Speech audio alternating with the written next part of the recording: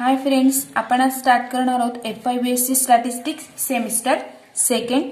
त्याच्यातलं आपण पेपर बघणार आहोत ST 202 probability and probability distribution second. बघा त्याच्यातलं युनिट फर्स्ट आहे. बघा आपण त्याच्यातलं युनिट फर्स्ट बघणार आहोत मॅथमॅटिकल एक्सपेक्टेशन. मग आपण त्याच्यातलं नेक्स्ट बघूया मॅथमॅटिकल एक्सपेक्टेशनची definition. Let x be a discrete random variable taking values x1 x2 x3 dash dash dash xn with probabilities. बघा प्रोबॅबिलिटीज आपण p1 p2 p3 dash dash dash pn respectively. आपण त्याचे discrete random variable x1 x2 ने दाखवू शकतो आणि प्रोबॅबिलिटीज आपण p1 p2 ने दाखवू शकतो respectively. The mathematical expectation of x or expectation value of x. आपण त्याला असं म्हणू शकतो की the mathematical value of x, किंवा आपण त्याला असं पण रीड करू शकतो the expected value of x denoted by expectation of x is defined as. बघा आपण जर त्याला एक्झाम्पलसाठी जर सॉल्व्ह करण्यासाठी जर त्याला डिफाईन कसं करायचं असेल तर expectation of x is equal to, त्याचा हा फॉर्म्युला आहे x1 into p1 plus x2 into p2 plus dash dash dash plus xn into pn is equal to summation of I is equal to 1 to n xi into pi.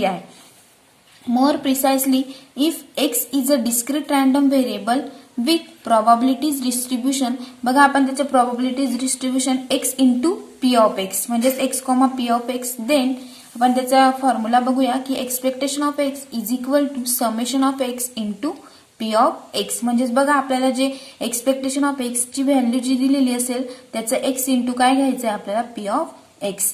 The expected value of expectation of x is also called as a mean value. आपण त्याला बघा mean value म्हणू शकतो किंवा mean value or average value of x. Mean value किंवा average value of x असं सुद्धा त्याला म्हणू शकतो. बघा मग त्याच्यावरचं आपण एक्झाम्पल बघूया. एक्झाम्पल फर्स्ट आहे often expectation of a random variable x with the following probabilities distribution. बघा आपल्याला व्हॅल्यू दिलेल्या आहेत x च्या व्हॅल्यू दिलेल्या आहेत 0 1 2 3 अँड p ऑफ x दिलेला आहे 0.1 0.3 0.4 अँड 0.2. बघा मग आपण सोल्युशन बघूया. आपण बघितलंय की expectation of x is equal to काय असतं समेशन ऑफ x इंटू काय असतो p of x is equal to. बघा मग x काय दिलेला आहे आपल्याला 0 1 2 3 अँड p ऑफ x दिला आहे 0.1 0.3 0.4 अँड 0.2. मग x into p of x म्हणजेच काय लिहू शकतो आपण 0 into 0.1 plus 1 into 0.3 plus 2 into 0.4 plus 3 into 0.2. बघा 0.1 इंटू 0 काय येईल obviously 0. 1 into 0.3 is equal to 0.3 plus 4 टू जा 0. 2 into 0.4 is equal to 0.8 plus 3 into 0.2 3 टू जा 6 0.4. आणि त्याची आपल्याला काय करायची आहे ऍडिशन. 8 प्लस 6 15 15 8 प्लस 6 14 14 प्लस 3 17 म्हणजेच काय येईल मग त्याचं पॉइंट मध्ये 1.7. अशा पद्धतीने आपण एक्सपेक्टेशन ऑफ प्रोबॅबिलिटीचे एक्झाम्पल सॉल्व्ह करू शकतो. बघा आपलं सेकंड एक्झाम्पल आहे if x is a random variable with probability mass function. आता आपल्याला काय दिलेलं आहे प्रोबॅबिलिटी मास फंक्शन दिलेलं आहे त्याचा आपण PMF असा शॉर्ट फॉर्म सुद्धा लिहू शकतो. Probability of x is equal to दिले आपल्याला k इंटू x आणि x च्या व्हॅल्यू दिलेल्या आहेत 1 2 and 3 is equal to 0 and otherwise. आपल्याला फाइंड करायचं आहे बघा find k and expectation of x हे दोघं आपल्याला फाइंड करायचे आहेत. मग सोल्युशन बघूया. From the given probability mass function the probability distribution of x is.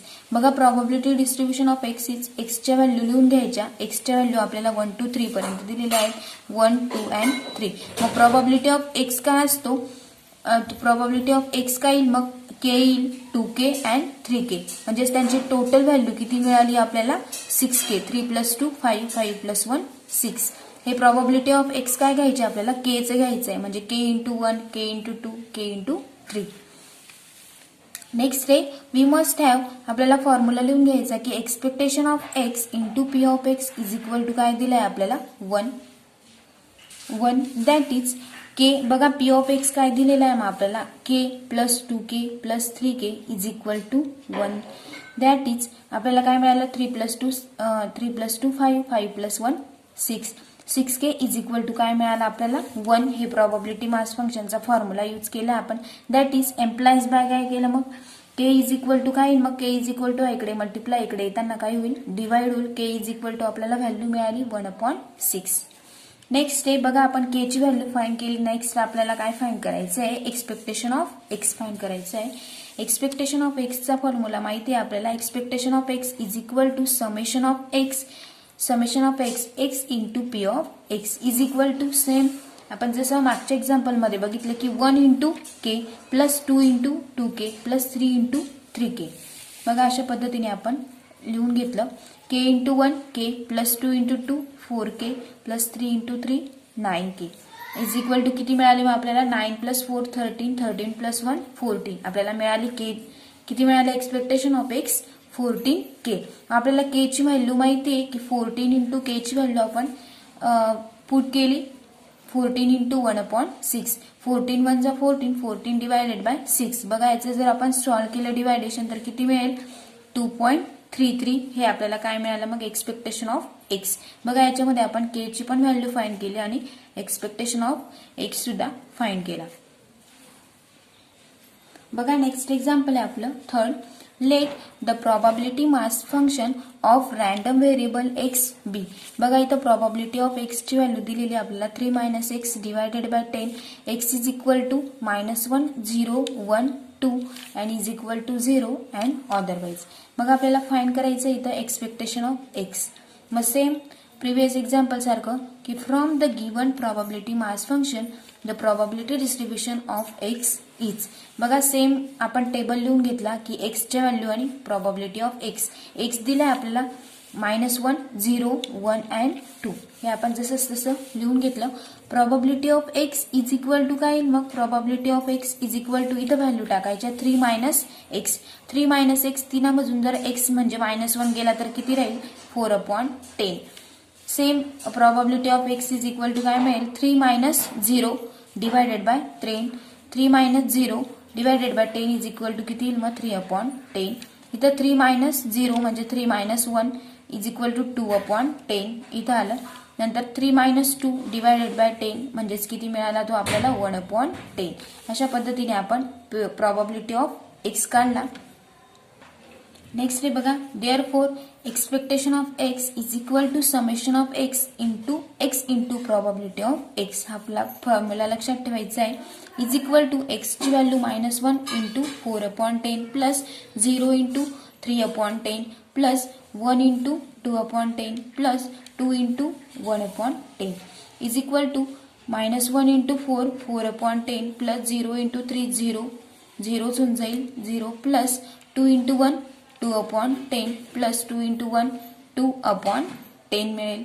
म्हणजेच आपल्याला बघा व्हॅल्यू मिळाली -4/10 plus 2 plus 2 4 4/10 -4/10 plus 4/10 is equal to किती मिळाला आपल्याला 0.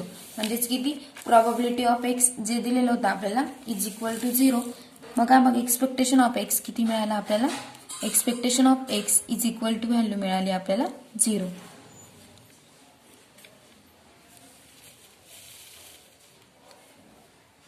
बघा नेक्स्ट एक्झाम्पल आहे example number 4.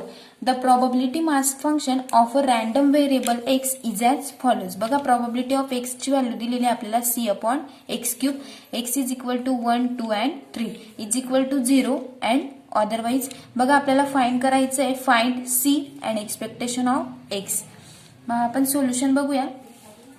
We have summation of x into p of x is equal to 1. Same formula, that is summation x is equal to 1 to किती दिलेले आहे आपल्याला 3 दिलेले आहे म्हणून सेम लिहिलं आणि c/x³ इज इक्वल टू काय दिलं आपल्याला 1. मग दॅट इज आपण c लिहून घेतला c/1 आता आपल्याला काय सांगितलंय क्यूब करायला लावलेला आहे एक्सचा काय करायला लावलेला आहे क्यूब. मग x is equal to 1³ is equal to 1 plus c/2³ is equal to 8 plus c/3³ is equal to 27 is equal to 1 घेतलं. दॅट इज बघा मग आपण जर यांचं मल्टिप्लिकेशन केलं 27 इंटू 8 यांचं कॉमन फॅक्टर किती मिळाला आपल्याला 216 मिळाला. मग आपण त्याचा कॉमन फॅक्टर घेऊन आपल्याला जे खालच्या लेवलचे जे एलसीएम काढून घेतला आणि त्याच्यानंतर आपण काय केलं, सेम वरच्या याला पण न्यूमरेटरला पण त्याच्याने मल्टिप्लाय करून घेतलं. मग आपल्याला 216 इंटू सी केलं तर काय मिळेल, 216 प्लस 216 ला कितीने मल्टिप्लाय केलं म्हणजेच आपल्याला किती मिळेल, म्हणजे कितीने मल्टिप्लाय केलं 8 ला म्हणजे आपल्याला 260 मिळेल. तर 216 इंटू किती करायचं आहे आपल्याला, 8 इंटू 27 म्हणजे 27 इंटू 8 जर केलं तर आपल्याला किती मिळेल, 216 सेम एलसीएम मिळेल. प्लस 27 इंटू 8 केलं तर किती मिळेल परत 260. म्हणजेच आपण लिहून घेतलं की 27 into 27c divided by 216 plus 8c divided by 216. That is बघा आपण जर त्यांची ऍडिशन केली 216 plus 27 plus 8c is equal to किती मिळेल आपल्याला 251c divided by 216 is equal to किती मिळाला आपल्याला 1. जर आपल्याला इथं c ची व्हॅल्यू फाइंड करायची तर that is c is equal to किती मिळेल मग आपल्याला 260 हे न्यूमरेटरला होतं, c इज इक्वल टू काय होईल मग 260 न्यूमरेटरला जाईल डिवायडेड बाय 251. ही आपल्याला काय मिळाली मग c ची व्हॅल्यू मिळाली. नेक्स्ट आहे नाव आपल्याला एक्सपेक्टेशन ऑफ एक्स काढायचं आहे. Expectation of x is equal to summation of x into probability of x हा त्याचा फॉर्म्युला आहे.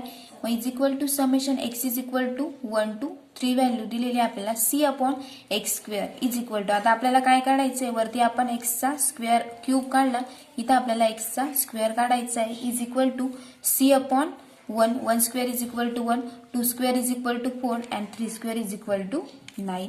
अशा पद्धतीने आपण हे स्क्वेअर काढून घेतले इज इक्वल टू. बघा मग आता आपल्याला याचा कॉमन फॅक्टर काय येतोय 9 4 जा 36 हा आपल्याला काय येतोय कॉमन फॅक्टर येतोय. मग वरती आपल्याला 36 येण्यासाठी 36 इंटू 1 केलं म्हणजेच आपल्याला 36 मिळाला. प्लस 36 इंटू 4 ला कितीने मल्टिप्लाय केलं म्हणजे आपल्याला 36 येईल. तर 9 4 जा 36 म्हणून आपला वरती काय मिळाला आपल्याला 9c. प्लस आपल्याला बघा कॉमन फॅक्टर 36 इथं आलेला आहे, आपल्याला काय दिलेलं आहे 9 ला कितीने मल्टिप्लाय केलं म्हणजे 36 येईल. तर 9 4 जा 36 म्हणून आपलं न्यूमरेटर आला 4c डिवायडेड बाय 36. नेक्स्ट आहे बघा सेम वरती जसं आपण केलं की 9 प्लस 4 13 प्लस 36 किती मिळाला आपल्याला 14c divided by 36 as it is म्हणजेच एम्प्लाइज बाय 49 डिवायडेड बाय 36 आपण ॲज इट इज लिहून घेतला इंटू c ची व्हॅल्यू आपल्याला मिळालेली आहे की 216 डिवायडेड बाय 251. ही आपण ॲज इट इज लिहून घेतली इथं की 49 divided by 36 into 216 divided by 251 implies by. बघा आपण जर यांचं मल्टिप्लिकेशन करून घेतलं की 49 divided by 36 into 260 divided by 251 काय मिळेल आपल्याला ते 1.17. बघा अशा पद्धतीने आपण काय एक्सपेक्टेशन ऑफ एक्स किंवा probability of x into probability of x अशा पद्धतीने आपण यांचे एक्झाम्पल सॉल्व्ह करू शकतो. आणि आपण बघा आता या फर्स्ट लेक्चरमध्ये बघितलं की एक्सपेक्टेशन ऑफ मॅथमॅटिकल एक्सपेक्टेशनचं डेफिनेशन समजून घेतली आणि त्याच्यावरचे 4 एक्झाम्पल बघितले.